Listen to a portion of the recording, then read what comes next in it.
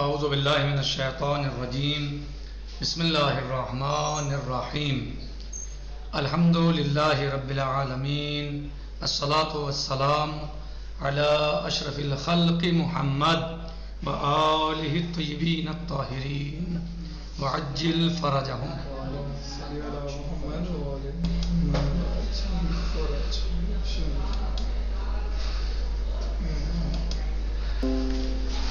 ہم نے گفتگو کی ہے اب تک تعریف علم اصول کے بارے میں، اور ہم نے اس کے مختلف پہلوؤں پر روشنی ڈالی اور مختلف آراء اس کے بارے میں بیان کیے.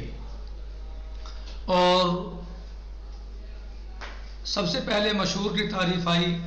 مشہور کی تعریف پر شہید کا ملاحظہ اور اس پر ملاحظات، پھر تعریف کو بدلا گیا اور تعریف بدلی اور اس سے کلمہ تمہید کو ہٹایا، کیونکہ کلمہ تمہید پر زیادہ اشکالات اور اعتراضات تھے، اور کلمہ تمہید ہٹا کر پھر تعریف کو بغیر کلمہ تمہید کے لایا گیا. جیسے انہو العلم بالقواعد التي تقع فی طریق الاستنباط، یعنی وہ علم ہے ان قواعد کا کہ جو استنباط کے راہ میں واقع ہوتے ہیں، یعنی استنباط جن کے ذریعے سے استنباط حکم شرعی کیا جاتا ہے. پھر اس پر بھی اعتراض ہوا اور کہا کہ تعریف بھی جامع افراد تو ہے لیکن معنی اغیار نہیں ہے. پھر اس کو اس کے نقائص بتائے گئے کس طریقے سے کہ جامع افراد ہے لیکن معنی اغیار نہیں ہے، اس لیے کہ اس تعریف میں بھی وہ قواعد داخل ہو جائیں گے، وہ مسائل داخل ہو جائیں گے کہ جو مسائل اصولی نہیں ہیں بلکہ غیر اصولی لغوی مسائل ہیں یا نحوی مسائل ہوں یا اور دیگر مثلا جو استنباط حکم شرعی میں شریک تو ہوتے ہیں، جن سے استفادہ تو کیا جاتا ہے لیکن وہ حقیقت میں مسائل اصولیہ یا قواعد اصولیہ نہیں ہوتے، جبکہ بہت سارے قواعد سے استفادہ کیا جاتا ہے. تو پھر اس کے بعد اس تعریف کے بعد شہید کی تعریف آئی، اور شہید نے اپنی تعریف اس طریقے سے بیان کی بِأَنَّهُ، یعنی ان کا کیا کہا انہوں نے، وَلِهَذَا كَانَ الْأَوْلَى تعریف علم الاصول بِأَنَّهُ، یعنی بہتر تھا کہ علم اصول کی تعریف اس طرح کی جاتی العلم بالعناصر المشترکہ فی عملیۃ الاستنباط. یعنی میں اتنا دہرا رہا ہوں کہ شاید آپ کو یہی بیٹھ کے یاد ہو جائے. صحیح ہے، کتنی دفعہ میں نے ان لفظوں کو دہرایا اس تعریف کو، تو امید کرتا ہوں کہ آپ لوگوں کو یہیں بیٹھے بیٹھے سب باتیں یاد ہو جانی چاہیے.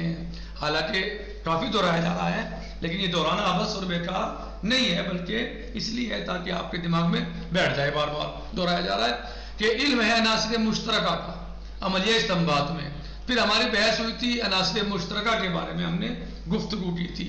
عناصر مشترکہ کیا ہیں؟ شہید نے یہ قید لگا کر عناصر مشترکہ کی قید لگا کر جو ہے وہ کن چیزوں کو اور کن عناصر کو خارج کر دیا. تو عناصر مشترکہ کے معنی کیا ہیں؟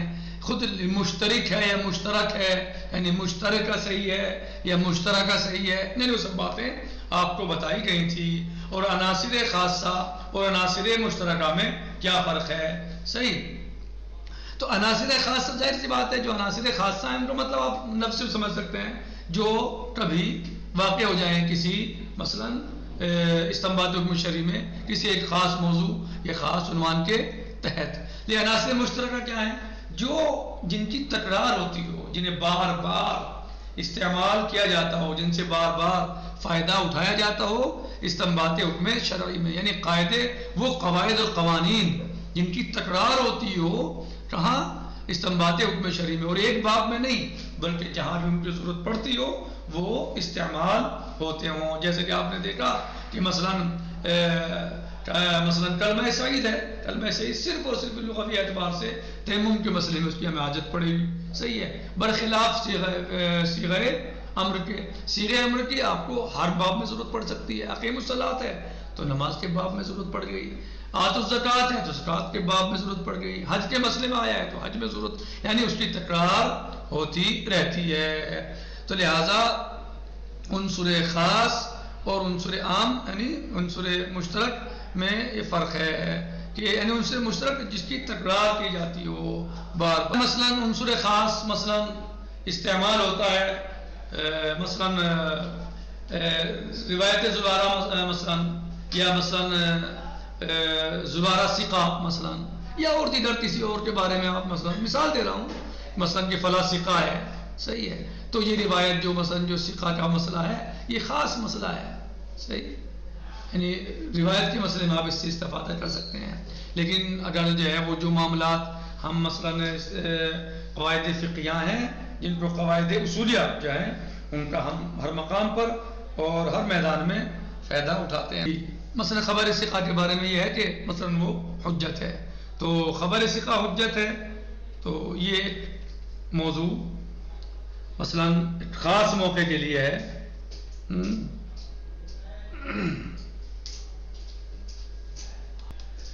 کل ملا کر یہ کہ یعنی جو چیزیں یعنی مشترک اور خاص میں یعنی عنصر خاص اور عنصر مشترک یعنی عنصر خاص یعنی وہ عنصر کہ جو خاص مقامات پہ ہم اس سے استفادہ کر سکتے ہیں چاہے وہ قاعدہ اصول جو ہے وہ فقہی ہو یا نحوی ہو یا لغوی ہو جیسے کلمہ سعید وغیرہ برخلاف عنصر مشترک کے جیسا کہ آپ نے امر کے بارے میں صیغہ امر کے بارے میں آپ جانتے ہیں وغیرہ. آج ہم اس بات کو تمام کر کے موضوع علم اصول کے بارے میں گفتگو کرتے ہیں کہ موضوع علم اصول کیا ہے. علم اصول کا موضوع کیا ہے؟ موضوع علم الاصول و فائدتہ. علم اصول کا موضوع اور اس کا فائدہ. کیونکہ علوم کے مثلا جب کوئی کسی بھی علم کے بارے میں آپ بات کریں تو سب سے پہلے آپ اس کے کس چیز میں بات کریں گے؟ تعریف. سب سے پہلے آپ اس کی تعریف کے بارے میں گفتگو کریں گے. تعریف کے بعد اس کے موضوع کے بارے میں پوچھیں گے یا گفتگو کریں گے. پھر اس کے فوائد کے بارے میں آپ جو ہے وہ بحث اور گفتگو کریں گے. تو ہم نے اس علم اصول کی تعریف کے بارے میں تو بحث آقا محمد علی تعریف ہم نے کافی وسعت کے ساتھ کی ہے. اب ہم داخل ہوئے ہیں علم اصول کے موضوع میں. علم اصول کا موضوع کیا ہے؟ سب سے پہلے تو ہمیں یہی سوچنا ہوگا کہ خود موضوع کسے کہتے ہیں. موضوع کیا ہوتا ہے؟ کسے موضوع کہتے ہیں؟ یعنی کیا اس سے مقصود اور مطلوب ہوتا ہے موضوع سے. پھر ہمیں دیکھنا ہوگا کہ علم اصول کا موضوع کیا ہے. یعنی پہلے یہ طے کریں گے کہ علم اصول یعنی موضوع کسے کہتے ہیں, موضوع ہوتا کیا ہے. پھر یہ طے ہوگا کہ علم اصول کا موضوع کیا ہے.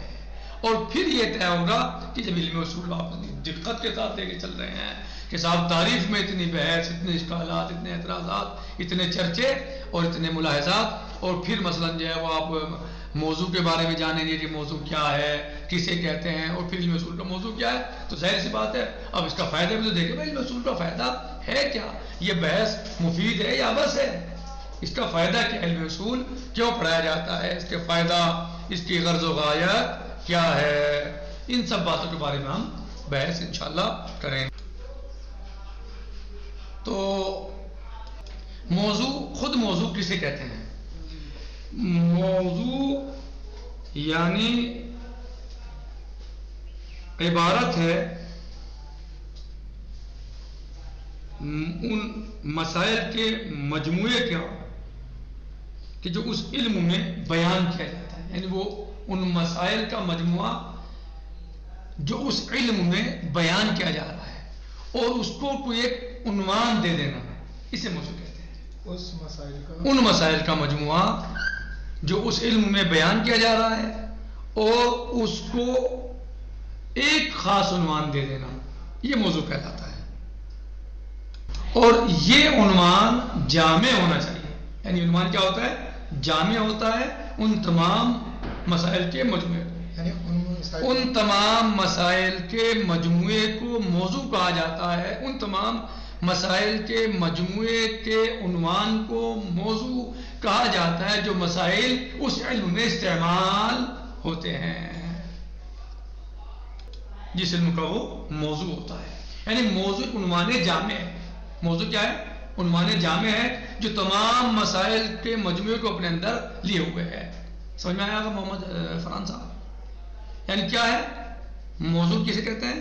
یعنی جس علم میں آپ گفتگو کر رہے ہیں, جس علم میں آپ بحث کر رہے ہیں, ان تمام علوم کے جو مسائل ہوتے ہیں، ان مسائل کے مجموعے کو جو عنوان دیا جائے، عنوان جامع، اسے موضوع کہا جاتا ہے، اسے موضوع کہا جاتا ہے۔ مثلا کسی بھی علم میں بہت سارے جو ہے وہ مسائل ہوتے ہیں، بہت سارے مسائل ہوتے ہیں، تو اب ان تمام مسائل کا جو مجموعہ ہوگا، جو ان تمام مسائل کو عنوان جامع ہوگا، اسے موضوع کہا جائے گا۔ صحیح؟ جو ان تمام مسائل کے مجموعے کے لیے عنوان جامع ہوگا، تمام مسائل، اسے موضوع کہا جاتا ہے۔ مثلا علم نحو میں جب بحث کی جائے گی تو علم نحو میں اس کے بہت سارے مثلا جو ہے وہ مسائل ہوں گے، بہت ساری چیزیں ہوں گی۔ مثلا